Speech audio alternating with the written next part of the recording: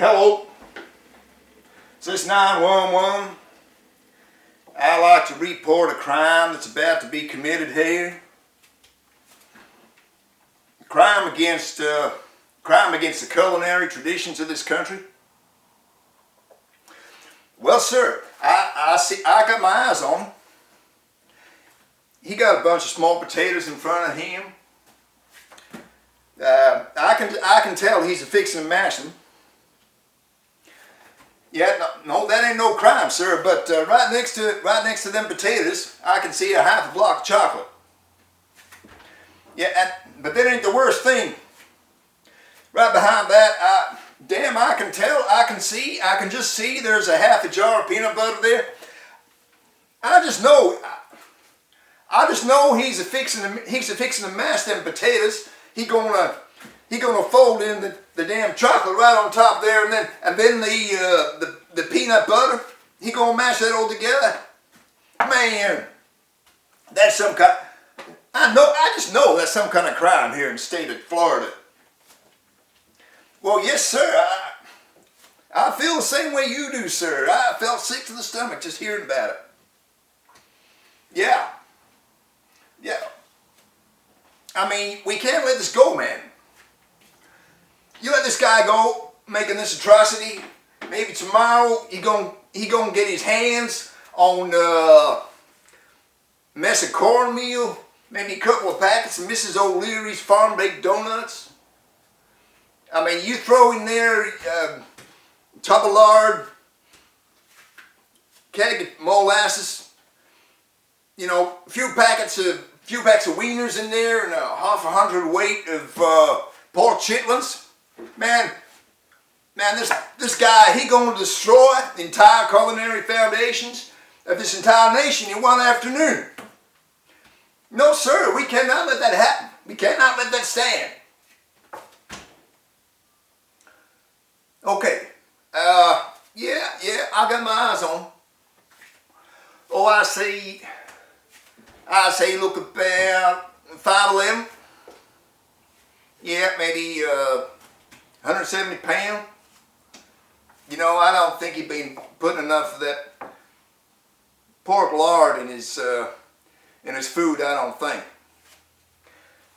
Yeah, maybe 60.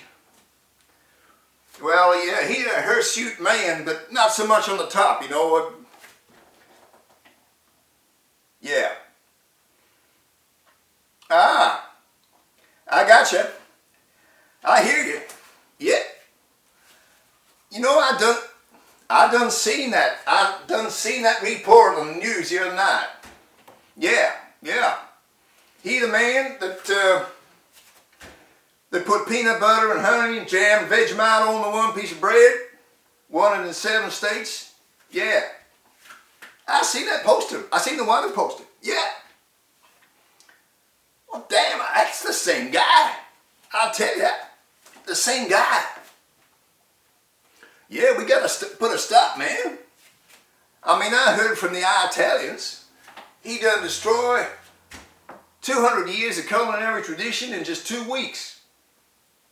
Man, I mean, I heard it can't be true, but I heard he boiled spaghetti and orange juice. I mean, that's just wrong. That's so wrong. Yeah. All right. Okay, so you're going to send a car around? You're going to send a couple of boys around in the car? Yeah. We got to put a stop to this crime. I'd say, you know, maybe 20 minutes. 20 minutes should be, yeah.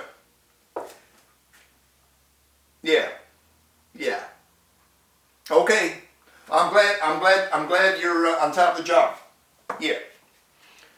Well, you know, just trying to just keep the wheels turning here, you know, in God's own country. Yeah. All right. Okay then. Well, yeah, same to you. Have a great day. Bye now.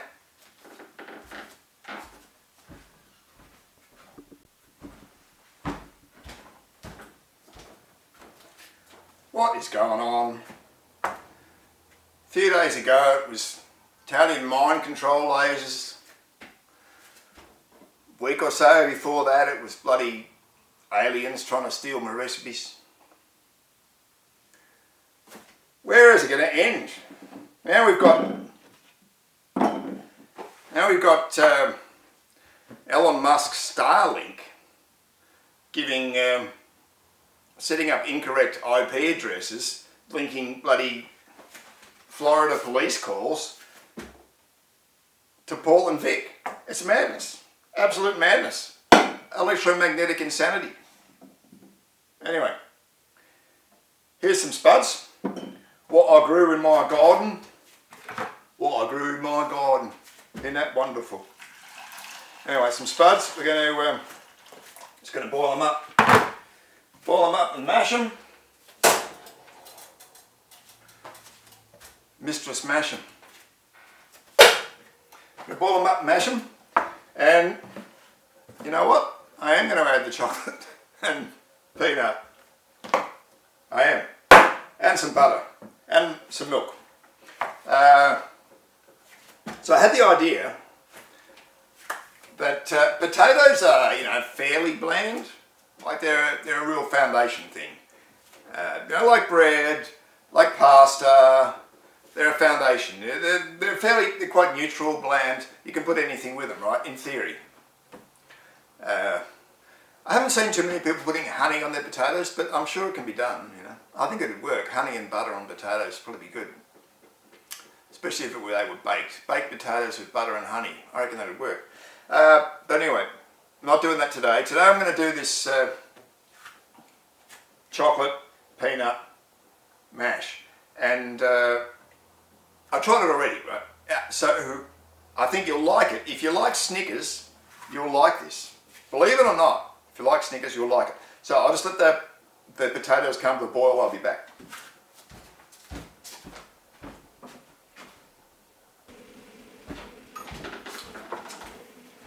Okay, spuds are done, so we'll drain them.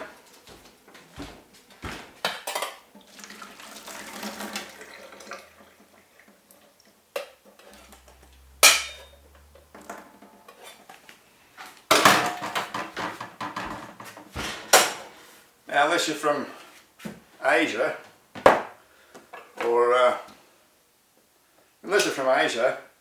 you probably know how to make mashed spuds, right? But just in case you don't, I'll just give you a few tips. So, put the butter in first, leave the heat on underneath the pan, because you're going to be putting cold milk into the pan, and you don't want to cool the spuds too much. Mashed spuds are best when they're hot. You don't want lukewarm mashed spuds. You want them hot. Makes a significant difference. Now we're just throwing, because we're putting chocolate in this, we don't want to put much in the way of salt, but just a little bit of salt. There's also a little bit of salt in peanut butter, so we don't want to overdo the salt. But you do need a little bit, because potatoes and salt, they need each other. And put some milk in. I only put a splash of milk. This is only 200 grams of potatoes, not a lot of potatoes, right? So it doesn't take much to overwhelm the potatoes with too much milk. You don't want them to turn into a sloppy mess. You want them to be smell like potatoes,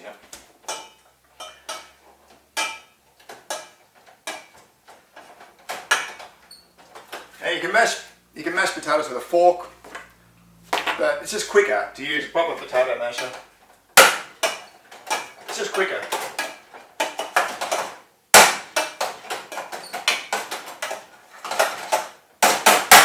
See? Done. Oh yeah, always, if you're making mash, always leave the skins on the potatoes. So skins have a lot of flavour. They have more flavour than the spuds themselves, so don't peel your potatoes.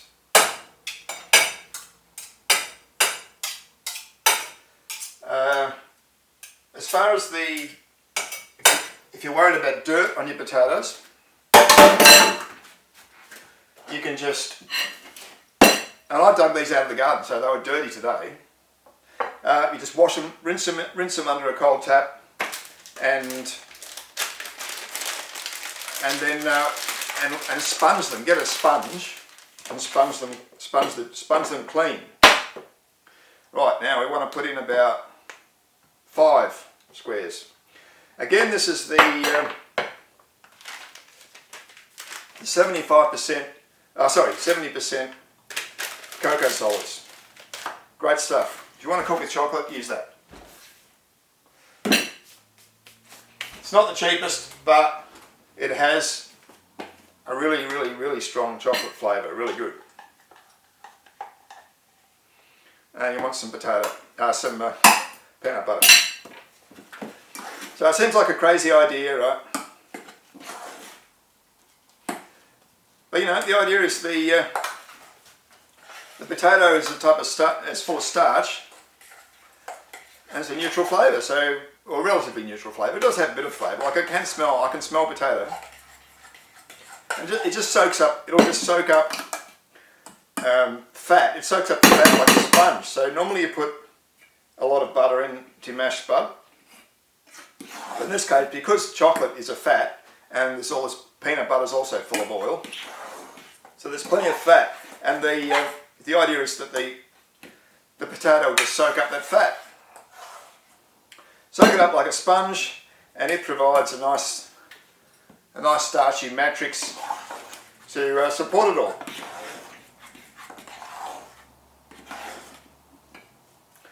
That's the thinking, that's the theory. So you just stir it around until all that chocolate is melted in. I mean, it's dead easy. It's dead easy to make this. I'm sure a lot of you are thinking, God, how revolting. But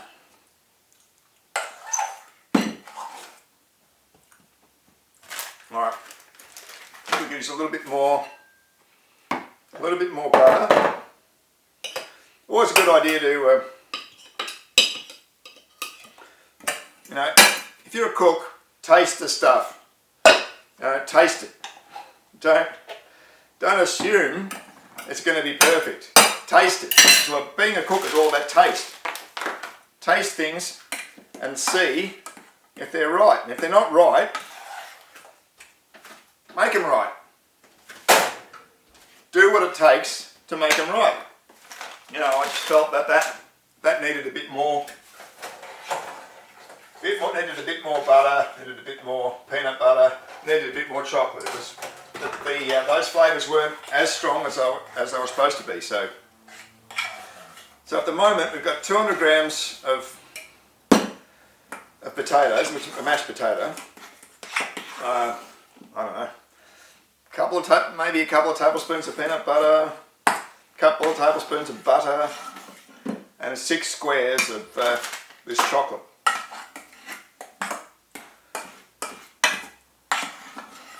Of course, another reason you need to keep the spuds hot is you've got to melt the chocolate, and the chocolate melts in well over 50 degrees. So you really want your mashed spud to be probably at least 60 degrees before you start adding the chocolate. A little bit of salt.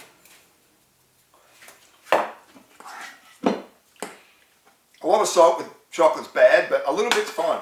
You can put a little bit. And you do need a little bit of salt to go with the potatoes. Potatoes need salt, you know. If you don't think that, you're some kind of weirdo. Yeah. Makes a difference. No, not too much. Careful, careful, careful, not too much.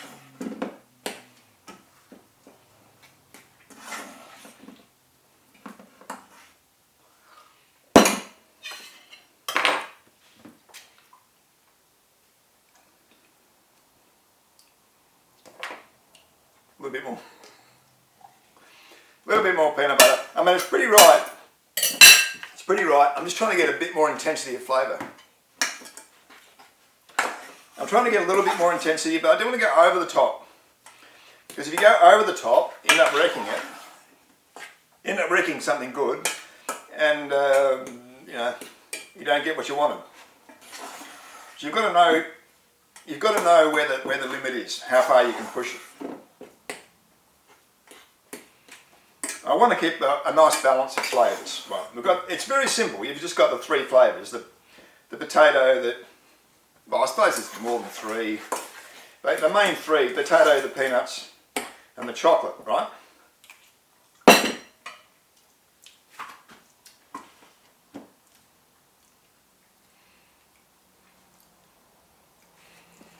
A little bit more peanut butter. Maybe. Maybe you do. Let's give it a go. Give it a go, give it a go, give it a go now. So this is the difference between a good cook and a second-rate cook. You've got to trust your taste. You've got to trust your taste buds. You've got to know what it needs, what it's got too much of, what it hasn't got enough of. You've got to know. If you can't tell, it's the culinary equivalent of being tone deaf in the musical world. If you can't tell whether something's too salty or not salty enough, or too chocolatey or not chocolatey enough, if you can't tell, well, you shouldn't be cooking. Right. That'll do. That'll do.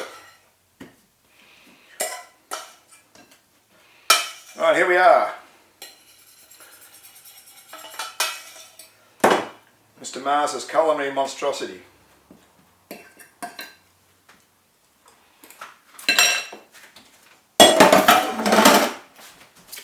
Let's take a photo.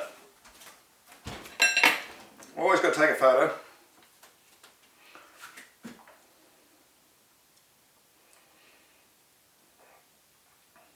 Video. Press the button. Okay. Here we are.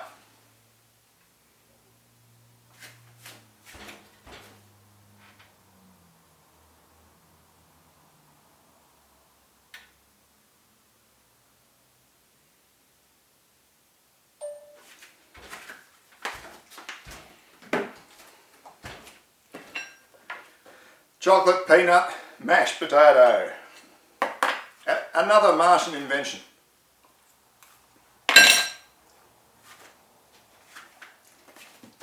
And it's really good. Like, I'm just going to give it a few seconds in the mic.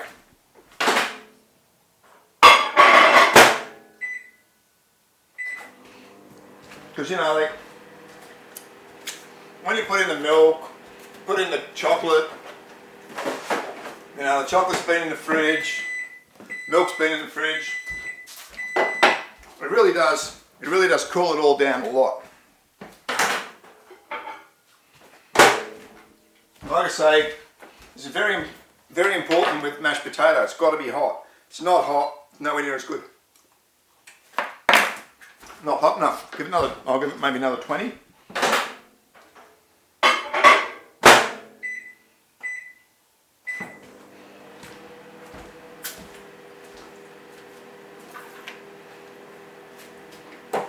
You know, there's some foods that have to be hot, or they're just no good. And potato is one. If you eat cold mashed potato, try it. You'll know what I'm talking about. It's bloody hopeless. It's just garbage. So, yeah, potato's probably the worst offender.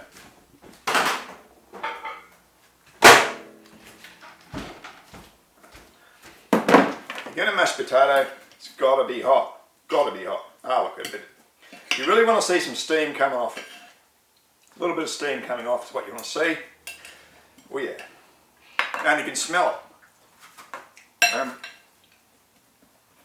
Especially this dish, because of course the chocolate to melt needs to be hot.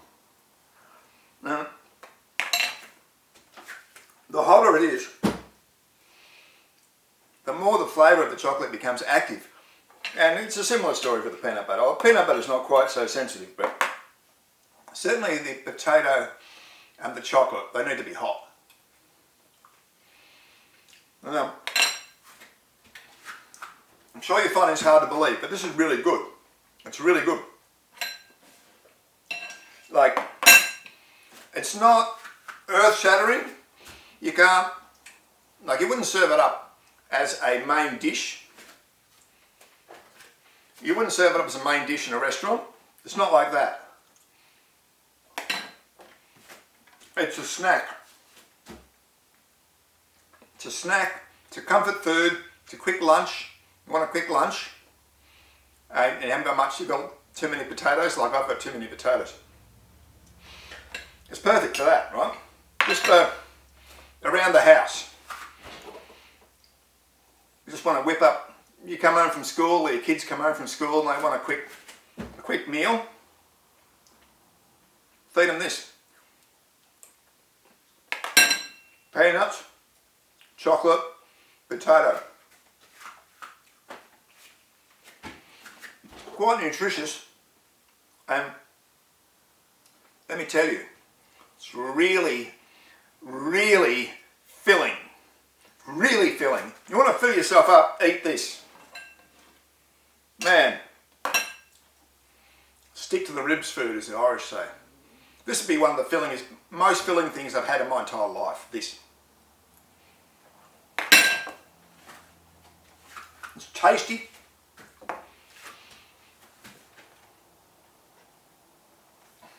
It's beautifully balanced, right? I can taste, in one mouthful, I can taste the potato, I can taste the chocolate, I can taste the peanuts, all at once. They're all nicely balanced, none of them are dominating. It's just this even playing field.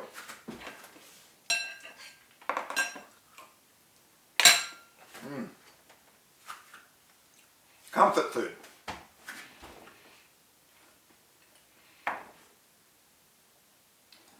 Easy to make, you know, it's a quarter of an hour to cook the spuds, another 5 minutes to mash in your chocolate and peanuts, and a little bit of salt, not too much salt, a little bit of salt and some butter, a little bit of milk, not too much milk. Easy, so 20 minutes you're eating it. And it's not very expensive, I mean the most expensive thing would be the chocolate. We're just going to use good quality chocolate. If you use the less good quality chocolate, it won't be as good. I mean this stuff's got hardly any sugar in it, hardly any sugar. So this is not a sweet dish. There's no sugar in this, you don't taste any sugar. Like there is a little bit of sugar in this, but I mean it's maybe 20% sugar or something, and I put in 6 squares, so you got 1 square of sugar. It's a teaspoon, be like 1 teaspoon of sugar, nothing. You don't taste it. This is not sweet, this is savoury. So this is my second savoury winner. You know, I had the winner with the chocolate and brisket was an absolute winner. This is a winner. This isn't stellar, not like the chocolate and brisket was incredible, but this isn't like that. This is just nice, you know. Just your comfort food. It's not a special food, it's an ordinary, comfortable thing to eat. So, if you're bored, looking for something different to have for lunch, or your kids have come home from school, whip this up. Don't let your kids eat too much of it at once though, because it's really filling, really, really filling. Wow. Right. Kids can be hungry, right? But if they eat this, they won't be hungry for a long time after they eat this. Don't give them the whole 200 grams. Like 200 grams of potatoes, not much, but by the time you make the whole thing, you probably feed 2 kids that, and they'll be full for quite a while. So, you might think I'm crazy to come up with this, but I'm telling you, it's not bad. Not bad. I recommend it. It's got its place. It's never going to be in a Michelin restaurant, but it's got its place. Try it.